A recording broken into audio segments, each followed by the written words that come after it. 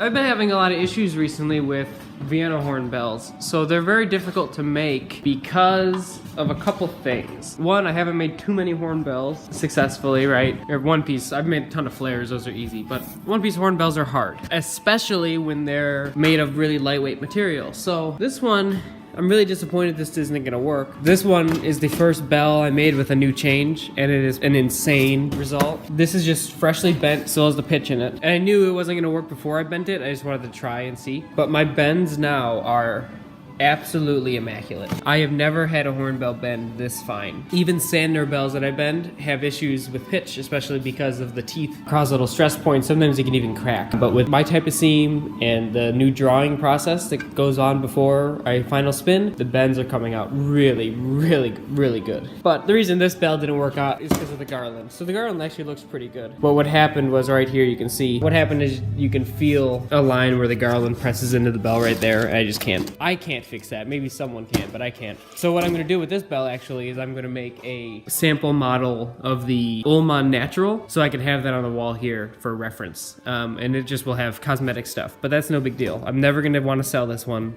nothing like that. Just for me to reference, because I have built a couple that I had to rebuild some parts because I made mistakes because I didn't have the right measurements written down and stuff like that. So I'm just gonna have a sample model horn now. But this bell spun out really great. It drew really well. I was really happy with it.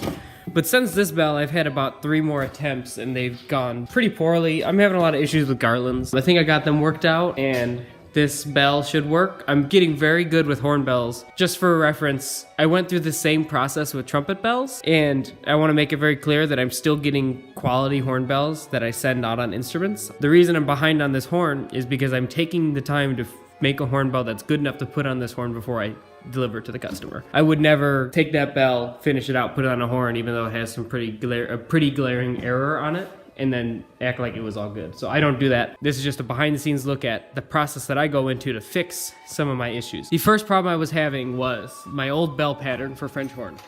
So I do this thing, which I'm trying to stop doing. What happens is I get a bell pattern that works, and then I try to tweak it in little bits, and then I end up messing it up entirely. So I'm gonna stop doing that, and I'm gonna stop altering bell patterns, and I'm just gonna make new bell patterns to keep the old ones. So that's what I did here. So this is the old pattern. What ended up happening was once I got inside spun out, the flare or the throat section here would be way too large, and the tail section would already be down on the mandrel. So you had to like kind of really sketchily spin down the flare here, and I do not want to do that. So what I did is I just took this same profile from here up, and I just made the tail about a 1/16 of an inch wider along the length. And then what I also had to do, actually way more than a 16th. It's about a 16th towards the small end, but right in the throat here, you can see the black line is the difference in the size of the pattern. What was happening is it was hitting in this section. So basically right here on the bell, it was getting tight to the mandrel too soon. So I just made it a little bigger there, and that's the only difference. Actually, sorry, there's one more difference, because that means I'm gonna have to inside spin 1 or 2 more rounds. That means the overall length of the bell is gonna get shorter. And to draw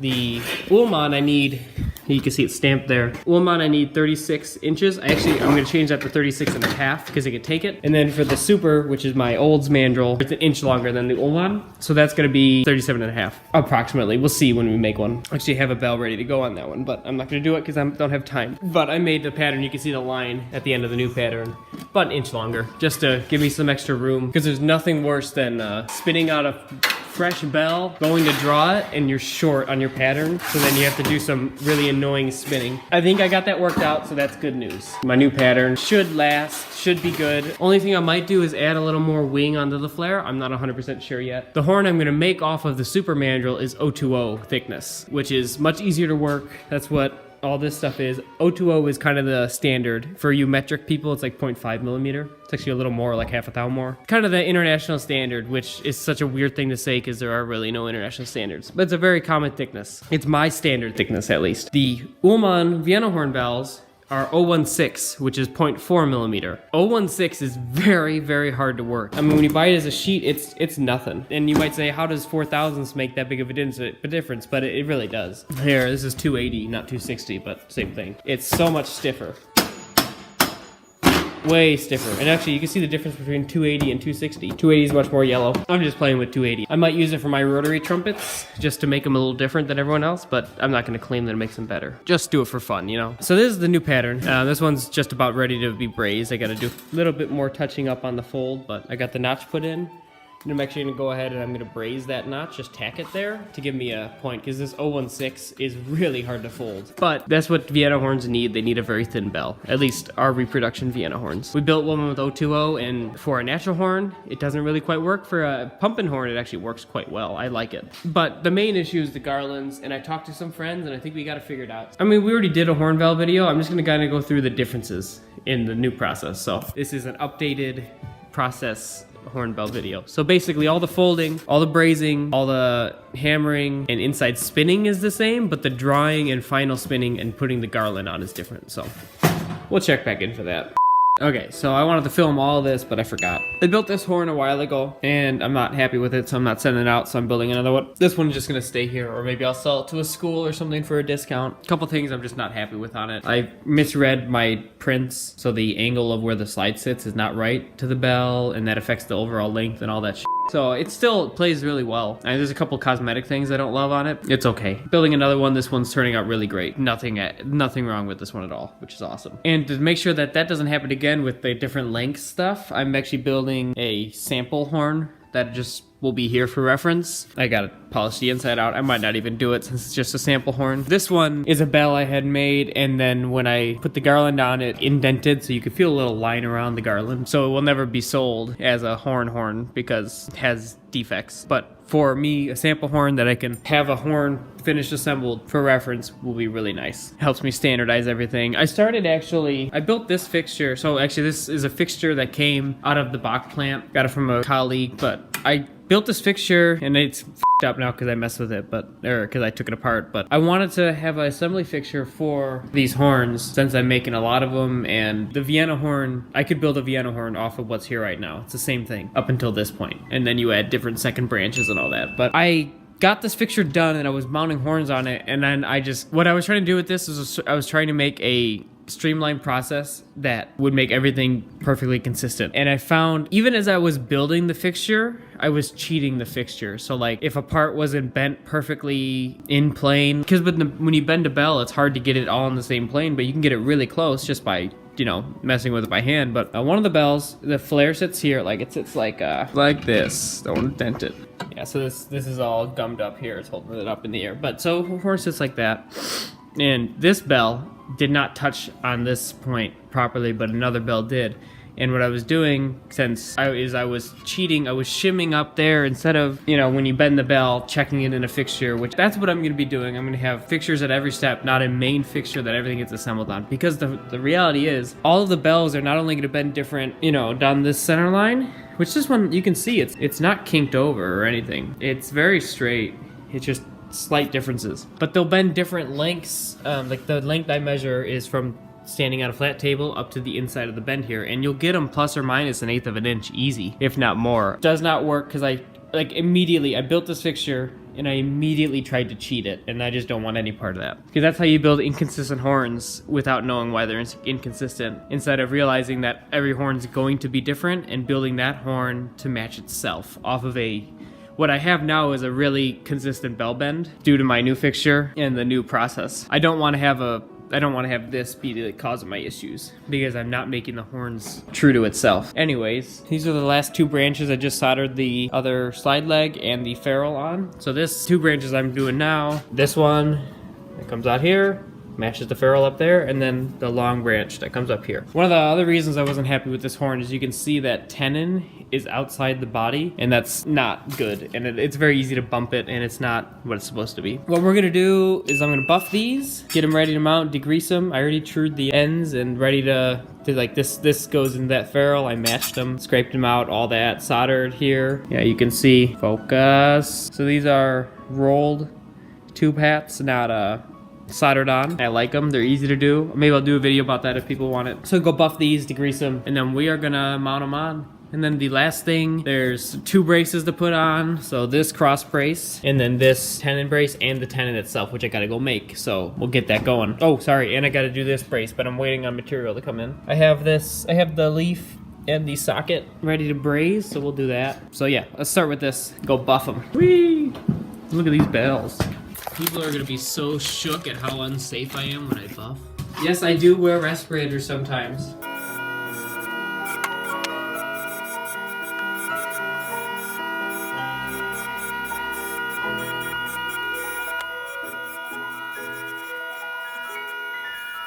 I buff different than how they teach at the trade schools for sure.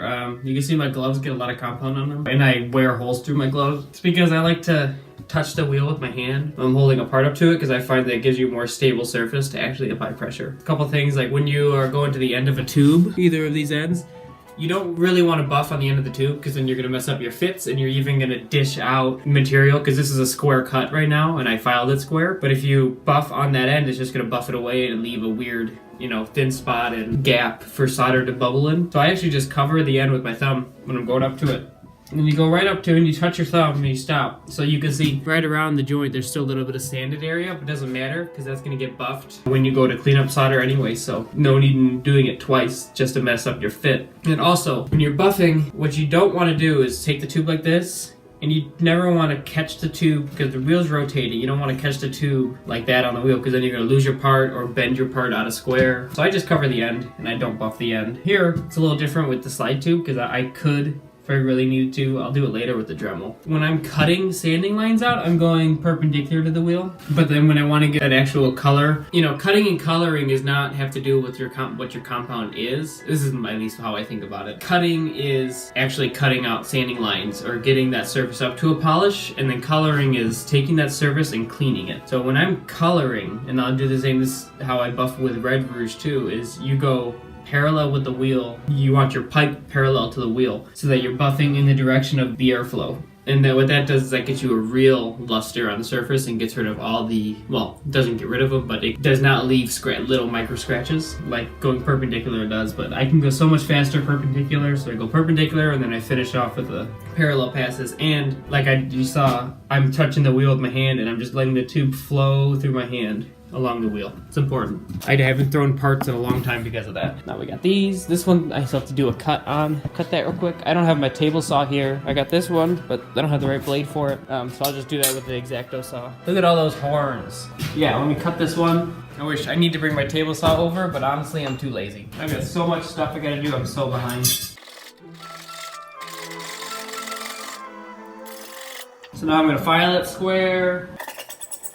Typically, I honestly do this on a sander. I have my nice belt grinder at home. That's usually what I do this on, just because it's so much faster. I have like a 400 grip belt on it or something, so it's not that aggressive at all. Just deburr that so that you can get the tenon on it easily later. I'm not going to put the tenon on now because I don't have it right now. Look at that. It's almost professional. Maybe I'll get the bag of garbage out of the way. Okay, got the slide. So I built this slide a while ago actually. Actually, it's the slide off of the horn that I built and wasn't happy with. It's that slide. Instead of building another one, I just took this one off, but build another one for that one later. Probably never. Put some grease just to help the legs. I do not remember which was which.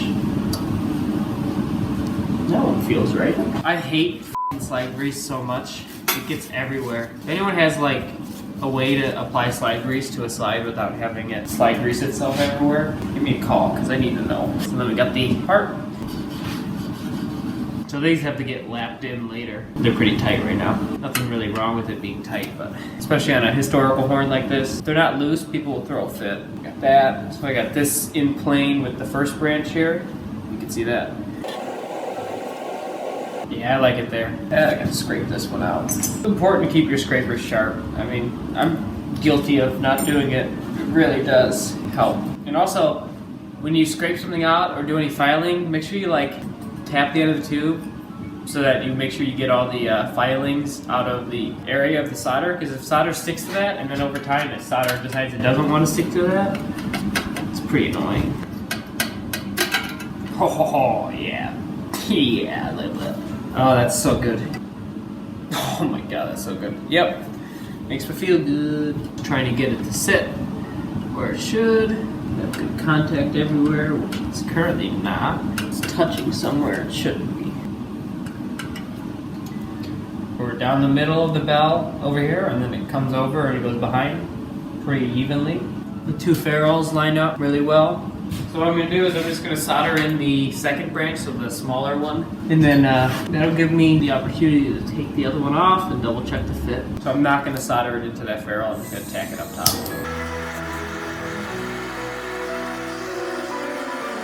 Oh, you know.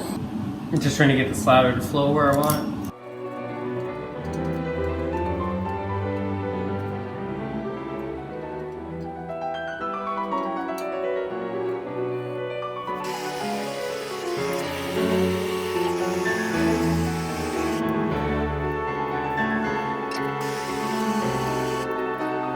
Okay, that took longer than I wanted, but it's okay. Oh yeah, that's so good. Okay, I'm gonna pull the camera in and I'll show you the contact we have on the second branch. Sorry, on the third branch. A big part of designing an instrument, even if you're basing it off of historical ones, is solder contact and where it's gonna contact. This top one took more entry points than I wanted, but it'll clean up fine. I was having trouble getting it to flow right here, but we got it, so it's okay. This bottom one is gonna be a lot easier. So you can see from that ferrule, which is still unsoldered, it lifts. Right? So the ferrules will be soldered, it lifts here, and then right about here, it'll start, it touches the first branch. All through here, so we'll tack it all on the inside, up to here, attaching the two branches, and then we'll start tacking it from the bell to the third branch here. And this stops right about here. So there's only about 4 inches of tack between those. And then as it goes up to where that tenon is gonna be, it lifts away from the bell. And that just helps a lot, because if I have to try and solder a 12-inch long joint, it's never gonna go well, especially when it's this shape of tube. It's just gonna try and curl in and put a lot of stress in the horn. But by splitting it up into smaller, 4-inch sections, if that, it gives us a lot more room, and it gives you a comfortable place to put your hand when you're playing. If it's just too tight to the bell, it's kind of hard to hold. So I'm gonna go ahead and solder that. So I am gonna put this up here. Just don't like burning my carpet, it doesn't smell too good. So the first one I'm gonna tack is this last one. So that way I can hold the horn upside down for the other ones and it won't move. And then we'll come back and we'll have to stress relieve all of these. So what happens on these larger branches when you apply heat is they curl in like this. You basically let it happen, and then what you do is let it cool down completely, and then you go back and you just heat up the solder. So you try not to heat up the tube or any of the brass, because the brass will not heat up as quickly as the solder, so it allows the solder to go from its constrained state of holding the brass. After the brass cools down slower, it flexes after the solder's already cooled down before the brass finishes flexing. So then we just go back and heat up the solder really quick, and it lets the tubes go back to where they want to be under no heat. Oh, I got flux on my nose.